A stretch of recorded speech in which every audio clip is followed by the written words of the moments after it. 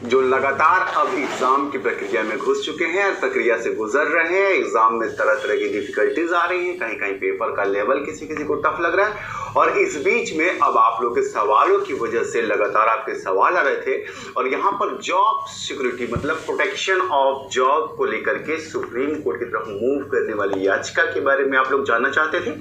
और साथ ही ये जो एक बड़ा मुखर सवाल आप लोग का आ रहा है कि सरकार ने अभी तक लिखित में ऑनरेबल कोर्ट के अंदर ये क्यों नहीं दिया है कि हम अगर अटेम्प्ट में पास नहीं होते तो हमारी नौकरी सुरक्षित रहेगी, जबकि कमेटी की रिपोर्ट अनुशंसा के अनुसार कमेटी की अनुशंसा ने साफ साफ कहा है कि जो एग्जाम पास नहीं करेंगे उन्हें नौकरी से बाहर कर दिया जाएगा। तो क्या ये परफेक्ट चीज है? क्या इसके ऊपर क्या डेवलपमेंट है? ऑनरेबल उच्च न्यायालय के अंदर क्या स्टैंड चल रहा है? सरकार का क्या स्टैंड है? एग्जाम्स के बीच में ऑनरेबल सुप्रीम कोर्ट के अंदर लगा तुरंत मतलब जो मूव करने की बात की जा रही है उसमें क्या हुआ है? क्या सच में सर्वोच्च न्यायालय में मतलब सुप्रीम कोर्ट ऑफ इंडिया में समता परीक्षा को रोकने के लिए या फिर आप सभी नियोजित शिक्षक क्या आपकी याचिका मूव की गई? ये तमाम बड़े सवाल आपके लगातार आ रहे थे और सबसे बड़ा यक्ष प्रश्न ये है कि आप लोग अब आपका क्या होगा एग्जाम के पेपर के बाद? ट्रांसफर को लेकर के क्या सरकार कुछ रुख दे रही है? देखिए, तमाम पहलुओं पर मैं आपसे बात करने जा रहा हूं, लेकिन मुझे एक खेद है, एक शिकायत है आप लोगों से, और वो बहुत बड़ी शिकायत है और आप सब शिक्षक आपको सुनना पड़ेगा। ये बात आप ऐसे डिनाई नहीं कर सकते। जब आप लोगों ने ही ये कहा कि सर इस चीज को कीजिए कि हम एग्जाम नहीं देंगे, हम लोग को एग्जाम नहीं देना है और नौकरी हमारी बची रहे, इसी चीज को लेकर के आप लोगों को मूव करना है। यही स्टैंड आपको सरकार के पास भी रखना है, कोर्ट के अंदर भी रखना है। फिर जब आप ही लोग खुद एग्जाम में कंडक्ट करने चले गए हैं, मैं आपकी मजबूरी समझता हूं, लेकिन जब आप लोगों के बड़े 70% शिक्षक अगर एग्जाम के अंदर चले जाएंगे तो 50-50 का रेशियो भी गवर्नमेंट का टूट जाएगा और सुप्रीम कोर्ट की गाइडलाइन भी टूट जाएगी। ऐसे में जब आप संगठित नहीं हो पाए तो ये किसकी गलती है? चलिए, हम तो आपकी आवाज उठाने के लिए प्रतिबद्ध हैं, तो हम अपने रास्ते से जो करना है कर रहे हैं, इसीलिए सर्वोच्च न्यायालय में हम लोग जा रहे हैं। लेकिन आप लोगों ने वादा खिलाफी तो की ना, और आप लोगों की मजबूरी समझ रहा हूं कि अगर कुछ लोग आवेदन कर देंगे तो फिर आप लोग को मजबूरी में करना पड़ेगा, क्योंकि अगर कुछ लोग कर देंगे तो उनका होगा, आपका नहीं होगा, फिर इसमें आपको प्रॉब्लम होगी, आपको नोटिस जारी होगी। तो ये जो एकता की कमी आप लोगों ने दिखाई है ना, इसका फायदा सरकार ने बखूबी उठाया है और यही रीजन है कि जो आपके जॉब सिक्योरिटी की बात ऑनरेबल हाई कोर्ट ने साफ तौर पे कहा था कि आप लिखित में दीजिए, उस पर दबाव आप लोगों ने पकड़ ढीली कर दी। आप लोग सरकार के पास जाते रहे, सरकार से उम्मीद करते रहे और यहाँ कोर्ट में सरकार खेल करती रही और डिले टैक्टिस लगा दिया है। लेकिन अब इसको रोकने के लिए सर्वोच्च न्यायालय के पास हम आपके right to job protection act, जो आपका जॉब प्रोटेक्शन एक्ट है, आपकी नौकरी की सुरक्षा, ये राइट टू लाइफ के अंडर में आता है, उसको लेकर के हम मूव करें। देखिए, एक चीज जरूर कहूंगा, चैनल पे नए हैं या पुराने साथी हैं, फैक्ट्स के साथ आपसे जुड़े रहेंगे, तो चैनल पे नए हैं तो सब्सक्राइब कर सकते हैं, आपको सटीक और सही जानकारी मिलेगी। देखिए, एक प्रोस्पेक्टिस तो ये है कि ऑनरेबल कोर्ट के अंदर जब बिहार सरकार ने को जब ये कहा गया था, आपको पता है कि सरकार के सामने सबसे पहली बात यही रखी गई थी कि ये कौन सा तरीका है कि आप 20 साल से नौकरी कर रहे शिक्षकों को उनकी योग्यता परीक्षा लेंगे 20 साल बाद, और अगर वो फेल होते हैं तो आप उन्हें नौकरी से निकाल देंगे। यही अहम मुद्दा था। और साथ में दूसरा मुद्दा ये था कि हम एग्जाम क्यों देंगे? क्या जो आज के डेट में शिक्षा के पुरोधा हैं, जो साहब हैं, क्या वो एक बार फिर से यूपीएससी का एग्जाम आज के डेट में क्रैक कर सकते हैं? क्या परीक्षा का स्तर नहीं बदल गया है? क्या शिक्षकों की मनोदशा जो है, जो 20 साल से 10 साल से 15 साल से नौकरी कर रहे हैं, क्या उनकी मनोदशा नहीं बदल गई? क्या आज वो एग्जाम के लिए कंप्लीट कर सकते हैं? और इवन आप लोगों को मैंने कहा था कि देखिए, सरकार जो है पेपर, आपको पहला पेपर इजी देगी, धीरे धीरे टफ करती जाएगी और बाद में आपको फंसाती जाएगी, और यही आपको देखने को भी मिल रहा है। तो हमारा स्टैंड यही था। लेकिन यहाँ पे हुआ यह है कि 70% से ज्यादा शिक्षकों ने आवेदन किया है।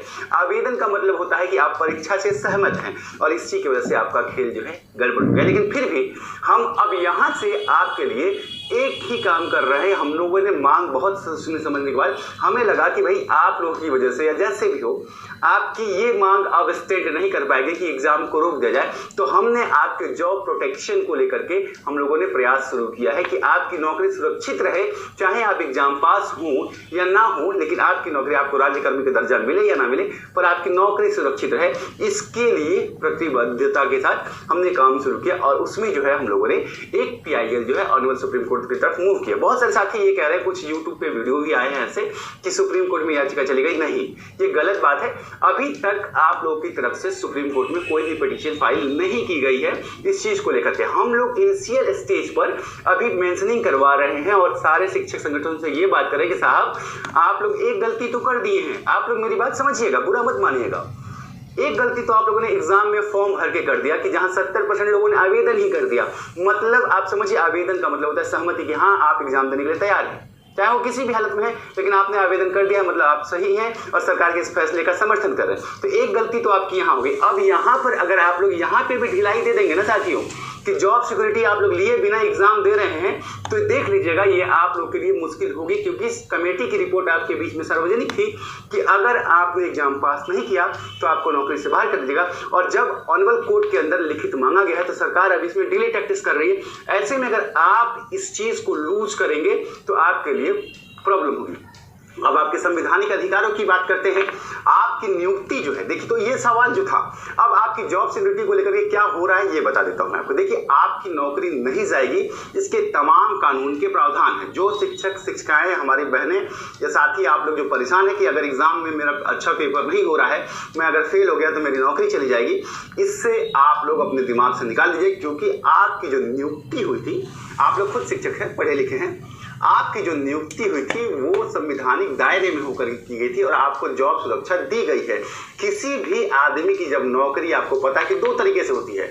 एक नौकरी होती है, पहले आपको ज्वाइन करा जाता है, फिर टेम्पोररी रखा जाता है, ट्रेनिंग बेस पे रखा जाता है और फिर आपको परमानेंट कर दिया जाता है। तो आप सबकी नौकरी का वो पीरियड है कि आप लोग परमानेंट हैं और परमानेंट को नौकरी से नहीं निकाला जाता है अनटिल उसके कंडक्ट में कोई खराबी ना हो। मतलब आपके बिहेवियर में आप एब्सेंट मार रहे हैं, आप चोरी में पकड़े गए, ऐसी चीजें ना हो तो आपको नौकरी से नहीं निकाला जा सकता है। ये आपका संवैधानिक प्रोटेक्शन है।